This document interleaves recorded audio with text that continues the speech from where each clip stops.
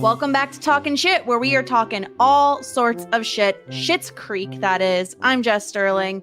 We are talking season 2, episode 4 of Schitt's Creek, Estate Sale. And of course, I'm here with someone who's always thinking about that crazy night at Kiss Kiss. Stuart, how are you?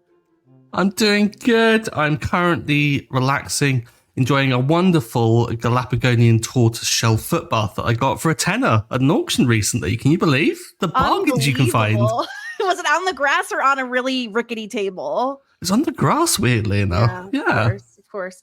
But we're not alone. We are joined by a very special guest, someone who always shops at the Blouse Barn. Sarah Ferguson. Sarah, how are you? You won't catch me at that freaking Blouse Barn if you paid me, for goodness sake. Everything is skanky. Skanky. It was skanky, and I wouldn't buy anything from that woman either. I love this episode because there's all sorts of shopping, and as a recovering shopaholic, I have a lot of opinions about all of it. I can't wait to get into it. Sarah, before we start breaking down this specific episode, can you tell us a little bit about your history with Schitt's Creek? Because this is your first time on the podcast. Yeah, thanks for the invite. Took an appropriate amount of time. And so I've watched this show for a while. Like, I don't think I watched it from day one, but I think I picked it up around like season 2, season 3. And I definitely was able to binge it, and I really enjoyed it in a binge watching format. It's a 30-minute episode. It's very zippy, and I really loved it. I mean, I like Eugene Levy and Catherine O'Hara from the you and I covered Best in Show, and I always think of them from that era, as well as Eugene Levy from the American Pie era. So I feel as though like I got brought in through Eugene Levy. And of course, Catherine O'Hara is like Beetlejuice fame, like so many great movies from the 90s. So it's really a no-brainer. And I think what I fell in love with was just like the quirky characters and just like the character evolution that you'll see throughout the seasons, even from seasons 1 to 2, but seasons like 2 to how many seasons are there? 5, 6? 100? I don't know. 6? Yeah, I mean, so much character evolution in all sorts of forms. And it's a great sitcom. Probably the best in the last 10 years. I really love it. And then in terms of like, I mean, it's really hard to decide like which character I love the most. And I think throughout the series, I really just jumped from between Moira and David and Alexis, and I think I love them for like different reasons, some of which I just like can't get into yet. But like, how could you not love Moira's ridiculousness and Alexis's just like offhanded comments that you're like, wait, can we like pause down on that, because that doesn't seem right? And then like David, I mean, David's evolution throughout the series is just pretty much everything. And of course, I love everybody in this show in one form or another. So very happy to be on this podcast and join you. And I haven't watched an episode in a while, but I really loved watching today's episode. Yeah, Estate Sale is a pretty fun one. I think all 3 storylines, Stuart, in this one are pretty incredible. Like, there isn't a dull moment in these, like, 20-something minutes of television. Yeah. It's like, it's hard to really mess up when you've got this kind of like setup, when you've got these kind of ingredients to cook with. It's hard to like not to make a good meal. But like, with this one, typically, like, I think that you do have the dud storyline, the one that's just progressing plot or kind of like just moving things along. But I think this one fired on all cylinders this week. This was hilarious. Kind of, not to get too far ahead of myself, but I think kind of reminiscent of The Cabin a little bit, and the fact that like every single scene of a particular storyline had me in stitches every single time. But we'll get into it. We'll get into it. Yeah. Before we jump into this episode too far, don't forget to subscribe to the podcast. You could find us talking shit on all platforms. You could watch us on YouTube. That'll come in handy later when we do Wig Watch, because we do have a new wig this episode, when we tier list or tier rank the episode. And of course, don't forget, if you don't mind giving us a 5-star review, leaving a rating, leaving a little message for us. We greatly appreciate it. It helps more people find the podcast. But let's dive into this episode, season 2, episode 4. Estate sale. It's estate sale time, so let's see what little treasures we can find in this episode. Moira gets into a bidding war with Jocelyn over a new mattress, and luckily enough for them, the mattress doesn't have enough bounce for the bumps for Roland and Jocelyn. They sell the mattress to the Roses for just $50. What a bargain. It's slightly used, but Roland ropes David into going shopping for Jocelyn at the Blouse Barn. The Blouse Barn, not Blouse Barn. While Roland focuses too much on the durability of a blouse, given they need the blouse for some sort of Devil Wears Prada role play, David is frustrated with the skankiness of the clothing available. And of course, Roland gets a really flashy, ugly red top because he's Roland. And Alexis and Mutt, they still are not on the same page when Mutt buys Alexis a bicycle. And the problem is, she doesn't know how to ride a bike. So with Twyla and Mutt's help, Alexis finally learns to ride a bike. And hey, so does David. And that's our episode. Wild. I don't know why. Gosh, yeah. I'm surprised that neither of the Rose kids knew how to ride a bike. But I didn't think that Alexis would have such a visceral reaction to learning. Like, she loved it. Like, get up and get out of here. Like, she adored it almost. And her enthusiasm, like, teaching David how to ride was just so kind of heartwarming in a way, but also just hilarious. Yeah, this was interesting to me, Sarah. I know we've talked over on Shit 90 Shows Taught Me a few different times about like swimming lessons and how it is sort of like a privileged thing to learn how to swim. Sometimes there is like a classism involved in it. Riding a bike does sort of feel similar, but I feel like even more kids learn how to ride a bike throughout their years of life. Yeah. I assume you know how to ride a bike, Sarah. Yeah, I know how to ride a bike. Mm-hmm. I got taught by my parents. I think that I loved riding bikes back in the day. I haven't ridden one in a while. I haven't had one in a while. Funnily enough, I've been trolling the Facebook marketplace for a bike because I think I am ready for a bicycle in my life. Maybe I should go to an estate sale to find one. Maybe you'll get a helmet to pair with it. Ooh, not a helmet. No. You need a helmet. You need a helmet. No, helmets. Safety first, listeners. Yeah, ignore her. First. Everyone get a helmet. Helmets are scams. Have you? Helmets are scams. So when you bash your head open because you're not wearing a helmet, you can't call me actually because you'll be dead. Wow, harsh.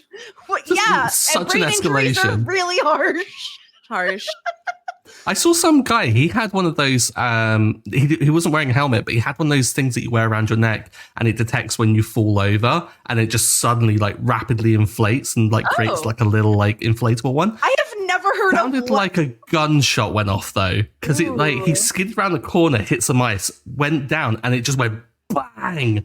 And then all of a sudden I just saw this guy like sliding down the ice and goes, like a little frazzled. Went over to him. I was like, "You okay?" And he goes, "Oh, it works." And I was like, "Are you a mad scientist?" I've never heard of something like this. Yeah, before. I don't know if we have that over on this side of the pond. I'm sure we do in some capacity. Leaps and bounds ahead, technology-wise. Yeah, of course. Yes. Yeah, everyone's got them.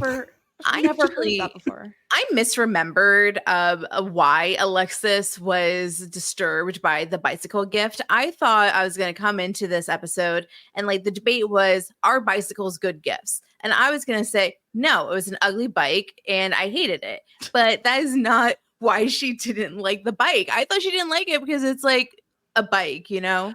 I mean, I also think it's not super... Okay. I think I agree with you in terms of like a bike not being a great gift. Like you have to know the person that you're buying the gift for. And it's so obvious that Mutt doesn't understand who Alexis is when he buys her a bike, because beyond the fact that she doesn't know how to ride one, which how would he have known that? She wears high heels when she's picking up garbage, Mutt. And I don't mean to get on Mutt's case, but I'm going to do it again. Mutt's an idiot. You've seen what she wears for community service, and you think she's going to be rocking some high heels on a bike, Mutt? What are you thinking? And a helmet. Like, again, I am all for helmets, safety first. Alexis certainly doesn't feel that way. This girl spends hours doing her hair in the morning, Stuart. What was Mutt thinking? How can people appreciate the hair if it's not protected in a helmet? The hell no. You get helmet hair. There will be one last hairstyle, and that will be it. No more Alexis. No more hairstyles. Can I show you what I find as a good bike gift? This is the bike that I'm looking for. I'm looking for a beach cruiser with a basket. Okay, hold on. Let me share my screen so that the people at home can see what the heck you're talking about. Hold on a second. They know. I want a beach cruiser. I want to be cruising on the boardwalk with my cute little bike. Isn't that the same bike, just a different color? No, this is cute. I don't know Alexis's bike. Alexis's bike was like red and ugly. It was pink. That's why I thought it was like... It was pink because it was like Mutt doing the whole like, oh, it's a gift for a girl, therefore it must be a pink bike. That's the same bike. Look how cute that bike is. I feel like this is very similar to Alexis's bike, and the only thing that it has that one doesn't is like the basket. Does hers have a basket? I don't think so. Then it was a basket, no. And like it has the cute little thing on the back. Oh, it folds too, which is very convenient for like storage, I guess. Convenient, yeah. But I don't know. I just think this is a terrible gift, specifically for Alexis. You know, other people might appreciate this, but this is such a risk, especially because, and Sarah, you probably know this based on your searching for one, bikes are expensive. This is like a very, very expensive niche gift, which I feel like is a huge mistake for an early relationship, especially because we know that Mutt is like, whoa, pump the bicycle brakes. We're moving a little bit too fast. So why are you then buying her this like very, very expensive niche gift? It just doesn't make sense. Mutt's an idiot. I know I was like I think I gave him some credit like an episode or two ago. It's all gone now because he's just dumb. He doesn't understand Alexis. Can I ask a question? Mm-hmm. Have we talked about if Mutt's hot on this podcast? We said he's basically abs and a beard. So he's hot, but he's dumb. When I first watched this, I thought he was hot, but he has skinny arms for the rest of the team. This leads into the theory that my husband had about Mutt being a fake carpenter. Yeah. No muscles? What? Yeah, he has skinny arms. And then I noticed that, and then I was unattracted to him. Because he's not a lumberjack. He's not a Paul Bunyan, if you will. Yeah, I need a behemoth of a man. Okay. So... but I did like the moment where Twyla, especially, I thought she was very funny in helping Alexis because this is a dumb way to learn, Stuart. I don't know how you learned to ride a bike, but holding on while Alexis just pedals without the chain on the bike, that's not going to do anything. She's been to spin class. She knows how to pedal a bike, Mutt. Yeah, that was really stupid. Twyla thankfully saved the day with some actually good advice, which is you just got to do it. Like when you're in the moment and you've got to like your brain doesn't think about it and you're just instinct and stuff, that's when you realize how to ride a bike. So you just got to get the hell out of here and go for it. And thank God Twilight was there because when you're stationary with no chain and just going, what's that achieving? Like nothing. He's doing all the work because the entirety of riding a bike is all in the balance. So like Mutt's just taking away that from her. It kind of reminds me how you teach kids to swim. Like how you like hold on to them and the kids are like kick, kick, kick, kick, kick, kick, kick. Yeah. It's very similar. I think the move is to, at least this is how I think how most people teach, is you hold the back of the bike as the person is starting to move. And then you eventually like kind of let go to let them balance on their own. It's a sick joke. What do you mean a sick joke? You're like you can let them know that you've let go. But the point is that every single dad in the universe was like, I'm never going to let you go. And then you are writing and they're like, and then you're like, you turn around and then you realize that your dad abandoned you. And then you're like, oh no, and then you fall over. I will say the first time I ever rode a bike without what is it, tricycle wheels or whatever those are called. The first time I ever rode one, I fell into a ditch. So it does happen. How many times did you fall in a ditch after that, though? Oh, just the first time, just the one time. Exactly. Everyone's got to fall over. This is the thing. It Yes. doesn't, like, you've got to have people fail at something to learn.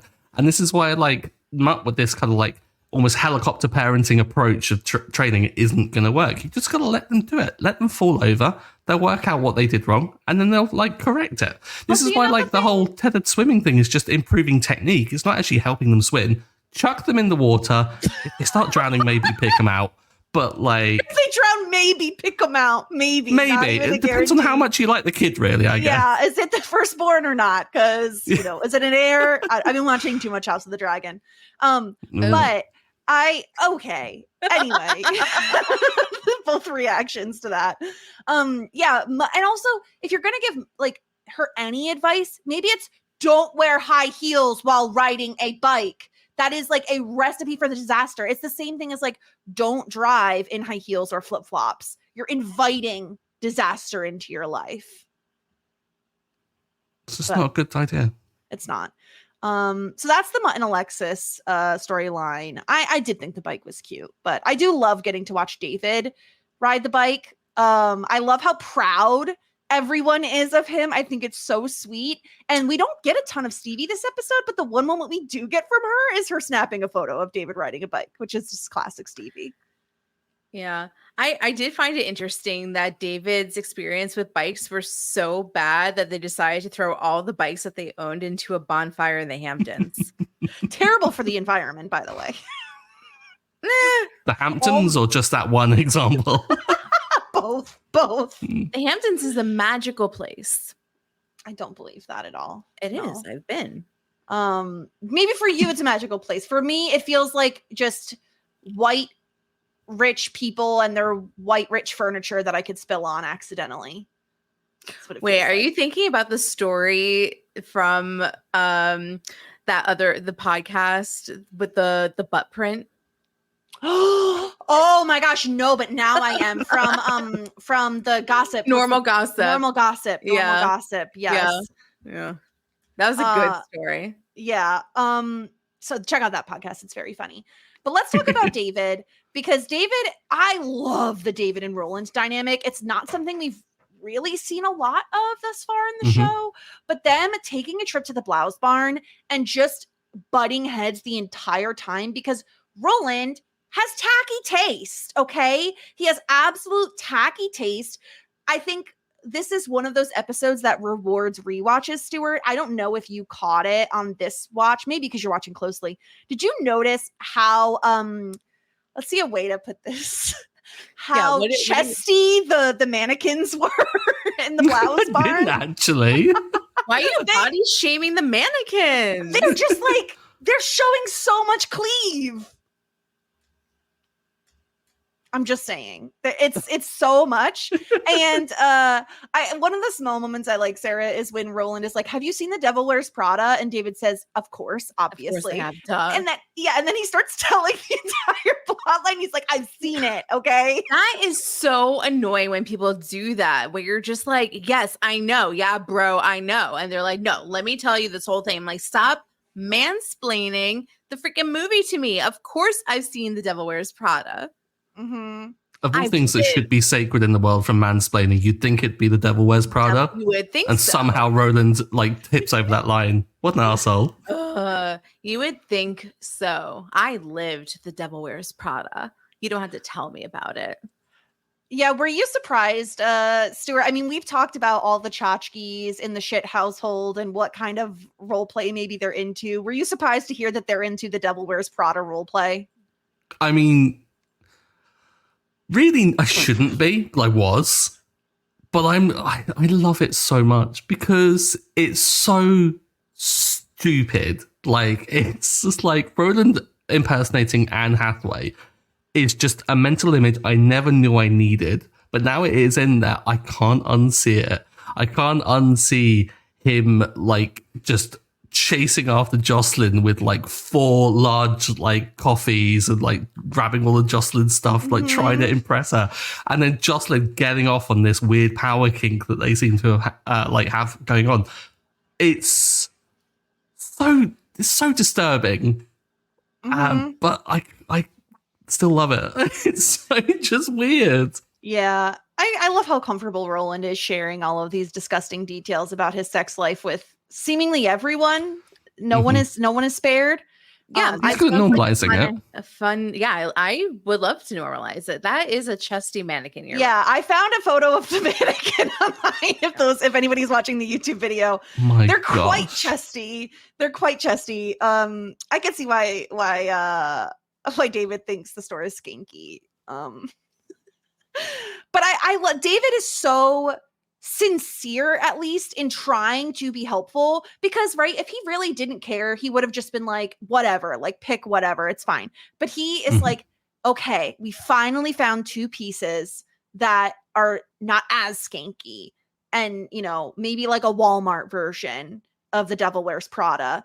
And they go to ring them up, and the woman who owns the place asks if it's for a funeral because they have bereavement discounts, which is that is a good deal. And if I was David, I would just said yes. You know what I mean?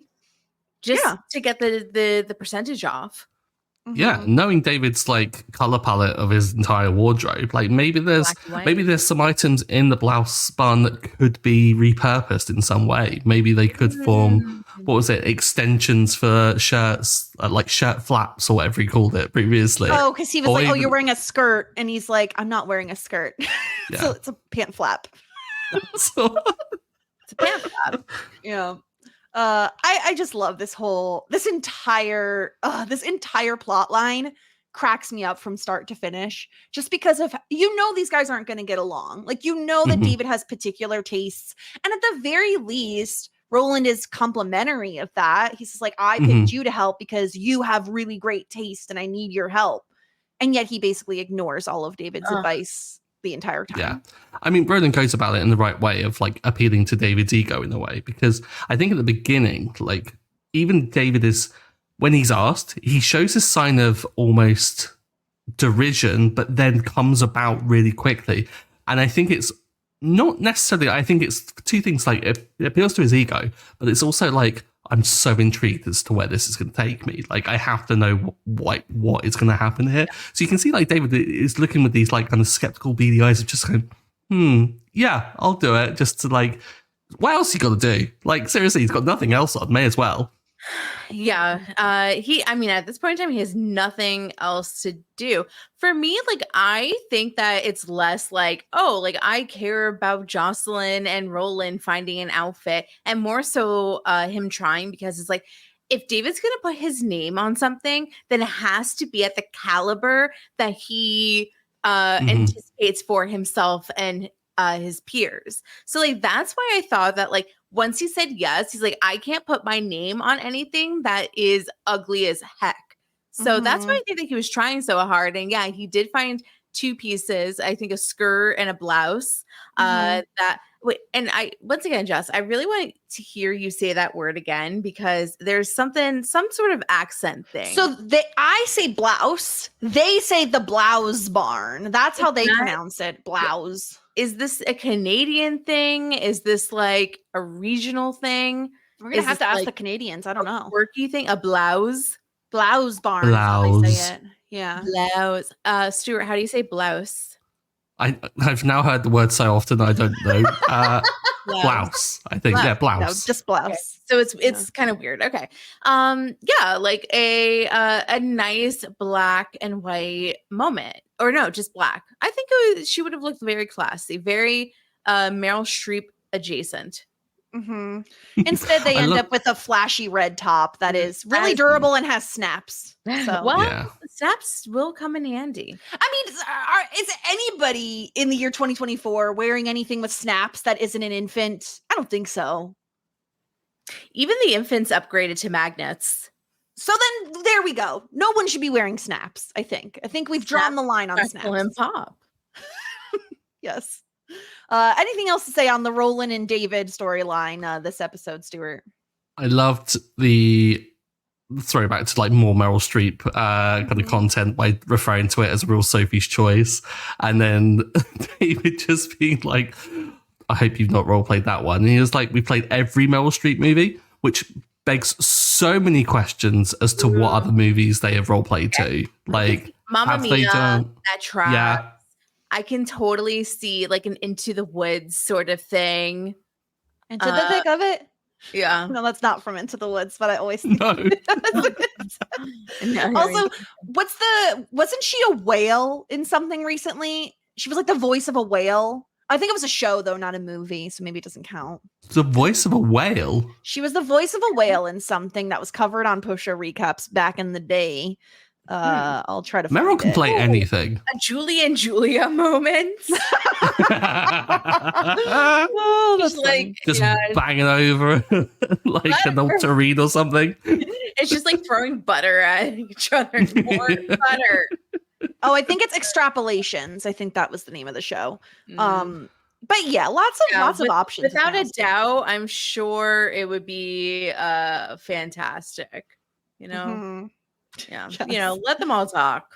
That's what I always say. Horrendous. I defend my life with prime music of the heart Mhm. in Marvin's room. Okay, I'll stop. Let's talk about Johnny and Moira's experience at the estate sale. Johnny ends up buying some like cufflinks for like $10. What a deal. It's a really good deal, especially if they are sterling silver. Yeah. Are either of you on estate sale TikTok? Because that is where I frequent. No, I want to be. I'm obsessed with estate sale free content because you go on the website, you find your local estate sales. These people go around at, they get like 5, but you have to go early in the day because that's when all the good stuff is available. And then they go shopping, they get their hauls, they show. It's very competitive. I love estate sale content. And I mean, it's like a garage sale, but better because you can go inside the house and be a creepy stalker, which Jessica, as you well know, I love. She loves to poke around in people's houses. Yes, I do. I also think there's something about an estate sale. Okay, because obviously I have questions for Stuart, because this is always my question for Stuart is, do they have estate sales in the UK? And then on top of that question, do they have like garage sales and or yard sales in the UK? Car park. Here's where I get caught up because I will often speak on behalf of the UK, but then I'll probably get corrected. I don't think we have estate sales. Like, Okay. I think that some items like may go up for auction, but it's not like one specific kind of like you'll turn up to someone's place and they'll just be auctioning that. I think it all gets thrown in together with like bigger things and stuff like that. As for garage sales or yard sales, I'm no. sorry, we don't say garage, Stuart. We That's have. not a thing. Garage. We have car boot sales. Car boot sales. Yes, I've seen this before. Oh, so you Yeah. keep everything in your trunk and then you just open Everyone- it like a yeah, drug you- dealer? Yes, yeah. Yeah. So basically everyone packs everything that they want to sell into their cart. They drive out into a field and then everyone will open up their boot. Typically they'll It's then like a flea like market, Jess. It's like a flea yeah, market. it's a, Oh, so it's the not flea just, market. Okay, it's less sketchy than just one person with their car. It's everybody has their. It's very much like the trunk or treats now that they have in the US. Trunk or treats? Yeah. Trunk or treats. It's so trunk or treats. children no longer go house to house. Basically, all the like parents congregate in a parking lot and hand out candy, and they all like trunk or treat, like trunk of a car. Have you seen the video of all the parents getting the candy cannon? Ooh. It's amazing. They all gather in a field, and then there's like an air cannon filled with candy, and they shoot it up into the air, and all the candy flies into the air and like is dispersed out. But then all the kids get pelted, and all you can hear is them just like ducking for cover and screaming. It's honestly, so amazing. It makes Halloween fun for the parents, so I'm all in on that. That is the most Help American thing I've them. ever seen, actually. Gosh, My but no, husband like must be listening to us talking right now because he messaged me a bunch of British people with old tea sets in their trunk. Yeah. Well, to be honest with you, That's all they sell. yeah. I mean, Well, so at our kind of like car boot sales, it just tends to be the same items at every single store. Old VHS tapes, like understandably, yes. slow cookers, or like crock pots as you might call them, like, and that's just seemingly it. And then weirdly, and I don't know why people still think that people will buy them, and it's funny that it came up in this, like foot baths. Why would someone buy that from a car boot? From a used foot bath. Yeah, No. that is pretty grody, actually. Makes my skin crawl thinking about it. The idea is disgusting. Yeah, no, Yeah. absolutely not. Like, again, I understand buying the mattress in this situation only because it's brand new. It's wrapped in plastic. Otherwise, you want bed bugs? That's how you get bed bugs. But Moira correctly points this out. I think she says we've been sleeping on a bed of like knives and something else. And so now they have a brand new mattress.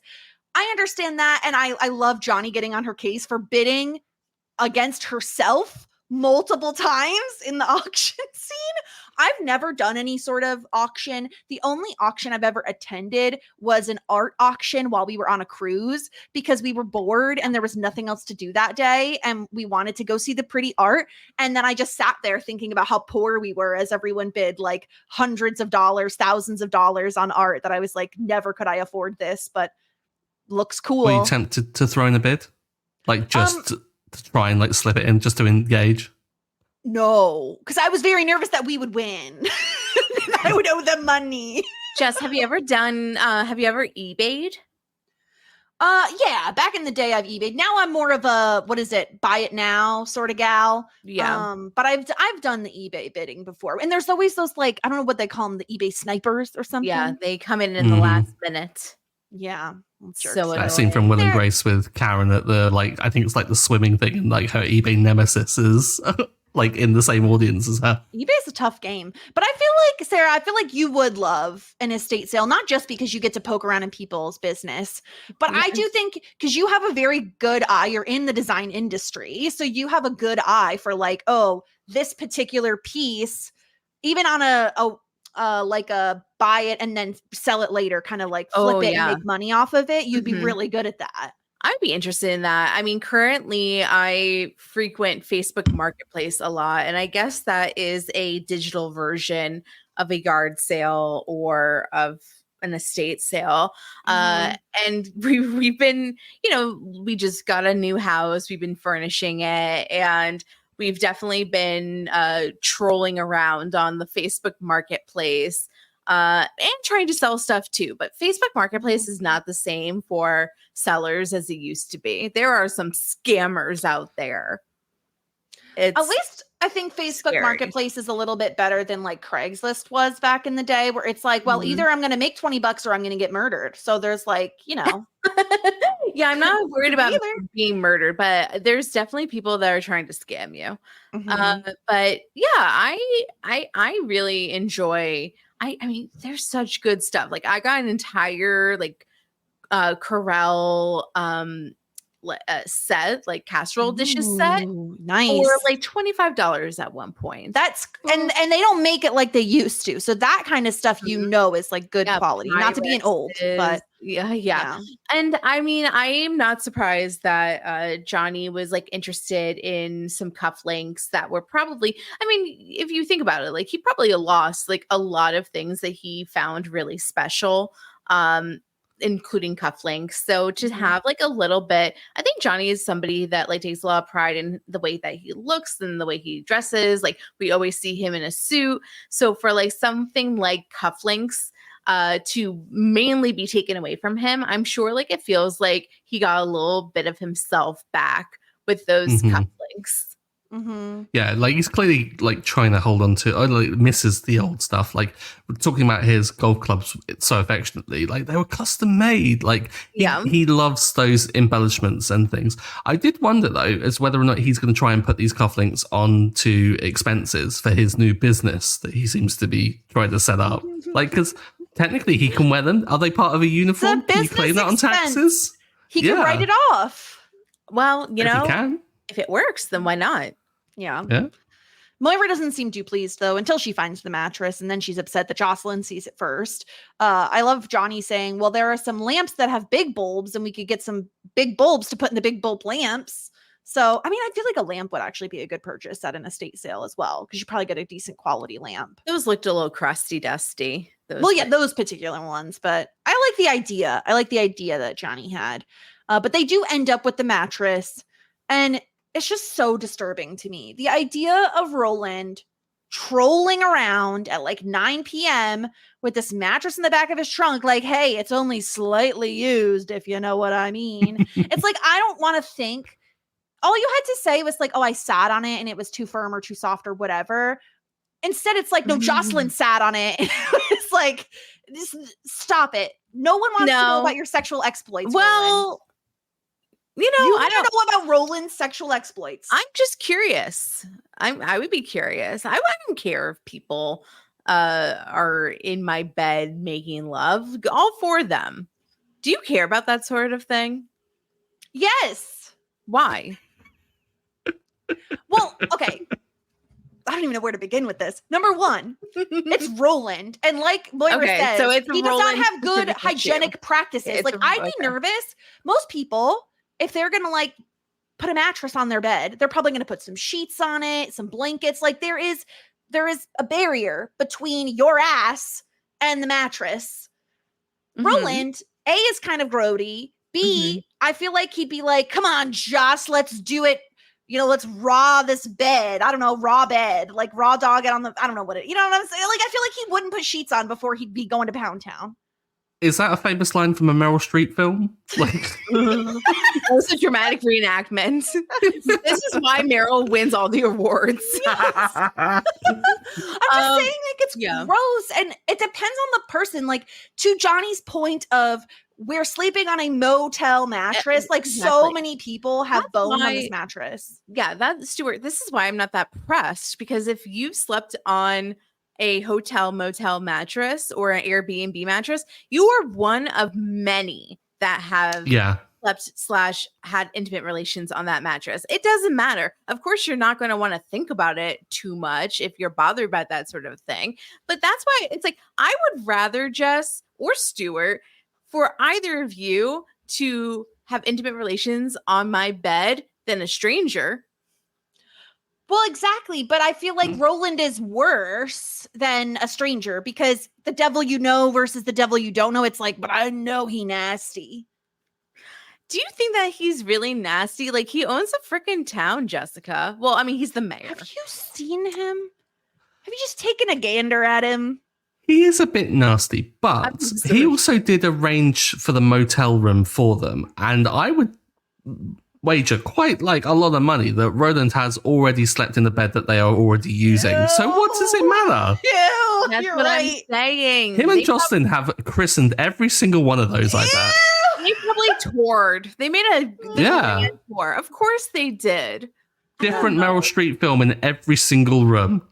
I mean, this is the thing. Beggars can't be choosers, right? So, like, $50 is $50, and you got a really nice mattress out of it. Yeah. You're going to put sheets on it at the very least, so at least you're not going to be on the bare mattress. Plus the mattress protector. Yeah. It's just, it grosses me out to think about it, but, like... Well, you're a never nude, so that's why. Classic. Yeah, classically a never nude. But yeah, I do think all three storylines in this episode are really top notch. All three of them are really, really funny. I think there's some amount of character progression at the very least in like the Alexis and David learning how to ride a bike. Like that's a big deal for them. And I think the Alexis and Mutt storyline is just further proof that like he doesn't understand who she is on a very base level. But, okay, now I'm going to get back onto the kind of like, maybe this isn't entirely bad. It's something that she does end up enjoying, and it is good for her to learn how to ride a bike. Now, I'm not saying that that's necessarily a good gift, but in terms of like her growth as a human being, learning to ride a bike is actually a very good thing for her to do in a town where she needs to get around and cannot afford a car. Don't hate me. But... okay, so then let me put it this way. Stuart, will we ever see Alexis ride this bike again on the show? We have 4 seasons.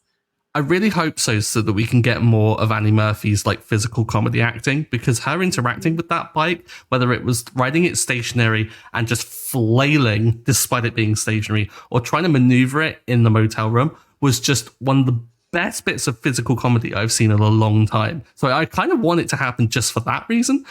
But story-wise, whether or not I can see that happening, probably not. She's an absolute passenger princess, isn't she?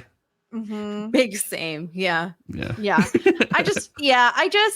I agree with you in terms of the physical comedy. Yet again, we get like incredible Alexis and David sibling rivalry moments in the very beginning of the episode when she's like, no, like, I don't want this bike. No. And then when she's leaving, he's like, see ya. And she's like, I hate you, David.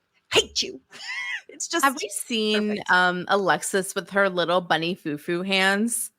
Yes. The hands, like, yeah, she loves to do that. Love that. Yeah. I love that. That's how she gets into character. Like, pretend she's holding a purse. That's it. Just walk around like that. All right, let's get into some feedback that we got. We already know, Stuart, can you confirm for us that you know how to ride a bike? I can ride a bike, yes. Okay. I had one. Well, I say until recently, but it got stolen. So I was livid because I was like, I'd moved to a short, like, kind of like walk to work. And I was like, I may as well cycle, make it even quicker to get to work. And within 2 weeks of moving into my new place, it got stolen from our locked garage. Wow. The mean locked garage. I know, right? So dangerous here. Yeah. So that answers one question. I think it was George.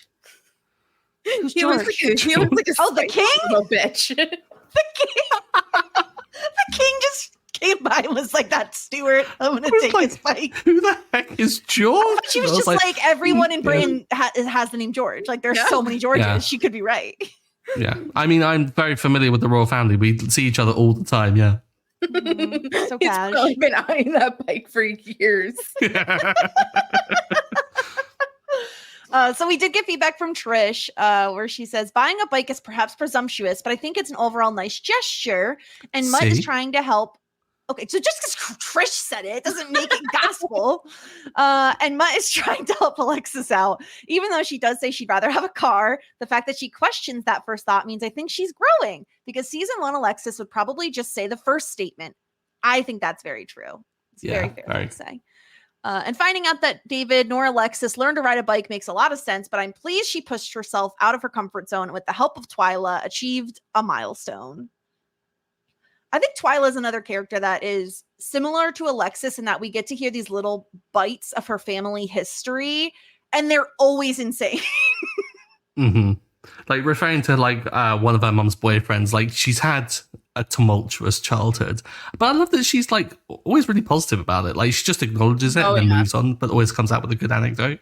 Yeah, I love Twyla. Yeah. We also heard from Jared something about the way that David and Alexis say a helmet in unison is absolutely hysterical to me. I really wanted to know how many outtakes there are of that. Yeah, how many takes did it take for them to get in unison? At the end of the season, I'm looking up bloopers. I don't know why I've not looked up bloopers before this. I don't know why you haven't either. Yeah. What are you doing?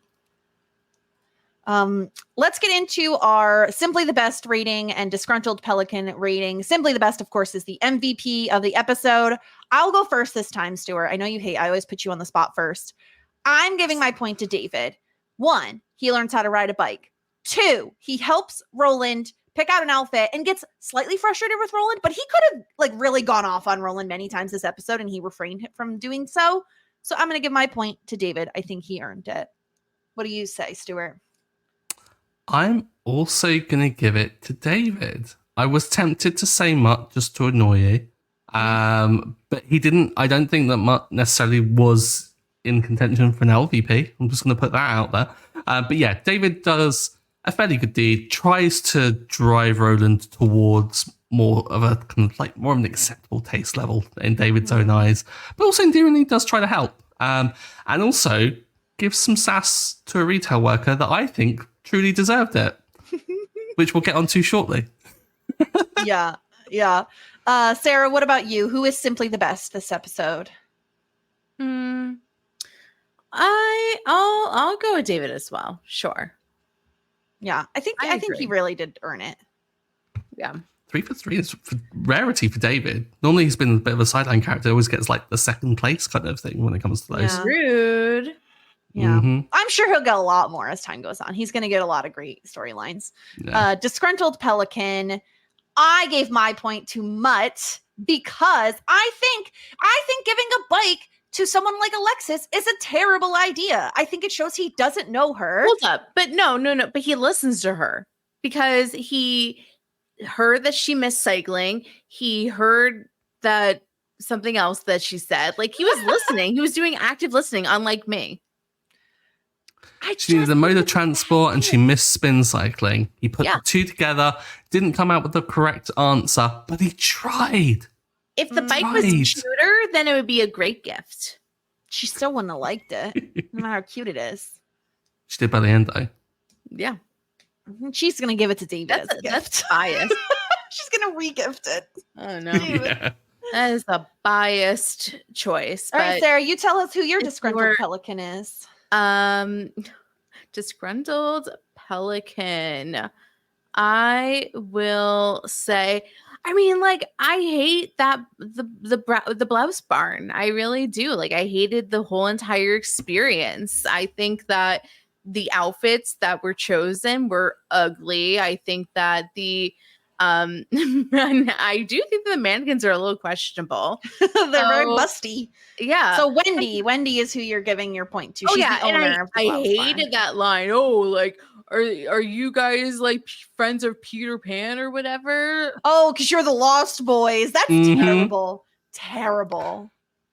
I am so happy you've said that, Sarah, because I've got Wendy down as mine as well.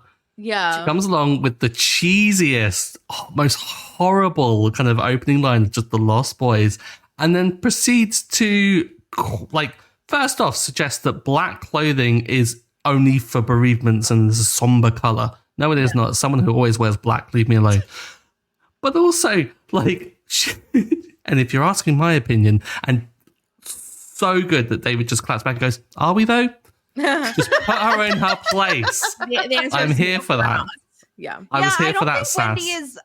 Wendy is living by the rules of this customer's always right. Because she's very no-butting David all the time. Yeah. So, yeah. Stupid Wendy. All right. Let's get into our wig watch because Moira is sporting a new one this week at the estate sale. It's like a lob, I guess, kind of like a brunette lob. It's very plain, I would say, Sarah, as far as Moira wigs are concerned. Hate it. Throw in the fire.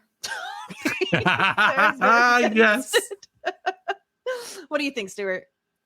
It's too plain. It's too normal. I get why she might have chosen this. She wants to be like a bit of a professional. She's going to an auction. It's a very serious endeavor. This isn't Moira, though. I don't want Moira to wear like kind of really normal business bitch kind of like wigs. I want her to be like wearing the outrageous ones with like crow feathers and things. It's not big enough. Not my It favorite. needs more body.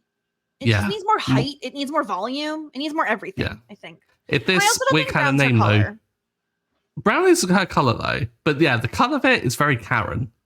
It is giving Karen. Mm-hmm. Yeah, it's not good.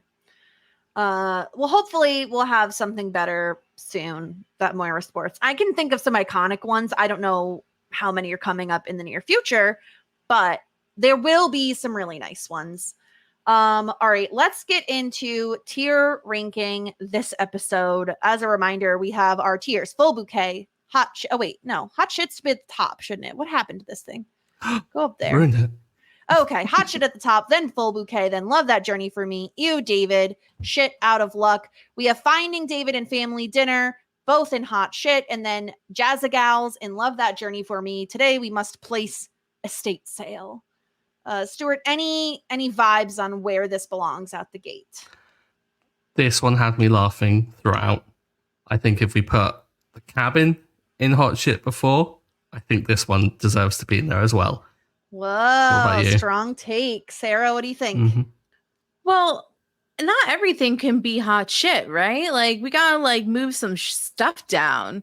Is this like a malleable fluid thing, or so this is a fluid document up until the end of the season, so we're doing it season by season. So season 1 had its own, and I will say, Stuart, I think there was only one hot shit in season 1. Yeah, we were very strict. Like we were like, no, it has to be like 10 out of 10 to be in the hot shit. This one we were just there. Like, killer episodes. So if Sarah, if you don't think it belongs in hot shit, are you advocating for full bouquet or even lower than that? With Love That Journey for me being average. No, I want to knock the other ones down and then put mine on top, of course. Okay. But that's not your episode. Just because you guessed it on it doesn't mean you own the episode. Mine. I probably would have put it in full bouquet or hot shit. I mean, I don't know. I haven't watched episodes 1 and 2 recently of season 2, but like honestly, like, do you find all 3 of these like equally on the same level? I think I would put Estate Sale in full bouquet just because I think Finding David and Family Dinner are just a little bit above it. Like, I love all 3 storylines in Estate Sale, but I think if you had to cut one, I think like the actual part, like the estate sale portion of the episode is probably what I would cut out and say it's slightly less than top tier. But again, it's like a game of inches here. Yeah, then I guess if that's how you feel, then I would probably put that in full bouquet. Like, we can't be giving everything the gold medal. I mean, like, this isn't like the this is the Olympics of talking shit tier rankings, whatever. It's the Olympics. It's serious. Not everybody gets like a participation medal, you know? Okay, boomer. Jesus. Put it in full bouquet or knock one down and then like put it in hot shit. Stuart, do you think Estate Sale is better or worse than Finding David and Family Dinner? I think for laughs, I think it was. I'm gonna maybe be controversial here. I think it was funnier than Family Dinner. Knock it down. I just love the folded in. No, I'm doing an upheaval. Knock 2.2 down to full bouquet. Estate Sale up, go up. Well, let me double check. So what was the? I'm gonna look and see. No, I'm double checking my document. Fact checkers, Sarah. Hold on. Let me get the auditors going. So I'm double checking as to what Family Dinner had in terms of like storylines besides the dinner part. It's Alexis breaking up with Ted. And it's Johnny finding the office space. I think I agree. I think Family Dinner, if we move Family Dinner down to full bouquet and then put Estate Sale and hot shit. Yeah. How do we feel about that? I think that's right. I think we may have inflated Family Dinner for the folding the cheese. It's the cheese. Yeah, because it's an iconic scene, and I don't want to like kind of be seen as if we didn't like that scene. So maybe we were a bit high on it at the time, but now I've gone on. I'm like, there are more iconic scenes to come. But yeah, for me at least, this one was certainly funnier. I think, putting it at the end of Hot Shit and maybe kind of like with Family Dinner, having this open to possibly downgrading it if something else comes along that kind of realigns these kind of tier rankings, then I'm all for that as well. But I feel wrong putting The Cabin in Hot Shit before and not putting this one in because I think of the two of them on the same level. All right, well then let's lock this in at least temporarily for this week with Finding David and Estate Sale and Hot Shit, Family Dinner and Full Bouquet, and Jazz the Gals in Love That Journey for me. What a great episode. I love season 2 obviously is incredible, but I feel like we're off to such a fun start here. And Stuart, would you like to know what next week's episode is titled? Yes, please. Bob's Bagels. What? Okay, first off, Bob episode, everyone. Alert, Bob jog. Yeah, We're probably going to get Bob one. Jog, baby. Yeah. But Bob's Bagels. Does this mean that maybe Johnny's business idea, maybe Bob's going to fund it, get the name of it? We'll have to wait and see. I like it. So that's next next week. And the bagels. Week. Yeah, love a bagel. That's next week. Sarah, thank you so much for joining us. Why don't you tell everyone where else they can find you, what else you have going on? Yeah, so you can find Jess and I at Shit 90 Shows Taught Me. Of course, we cover Felicity, Buffy, and a various amount of 90s movies. And then I'm also a part of the Whirlwind podcast team where we cover a whole heap of stuff like Doctor Who and Shameless and Pretty Little Liars and Veronica Mars and Toons. And we just did the Bear and we did the Ren Fair. So much stuff. So you can follow us at Whirlwind Pods. Incredible. Stuart, anything else you want to share with the class today? Nothing that I can think of. The Survivor Watch is going on, which is where my entirety of my life and effort is going towards. But yeah, if you need to harass me for my opinions on things, Stuart drinks tea on all the socials. Incredible. We'll be back next week with Bob's Bagels. Until then, warmest regards. And best wishes.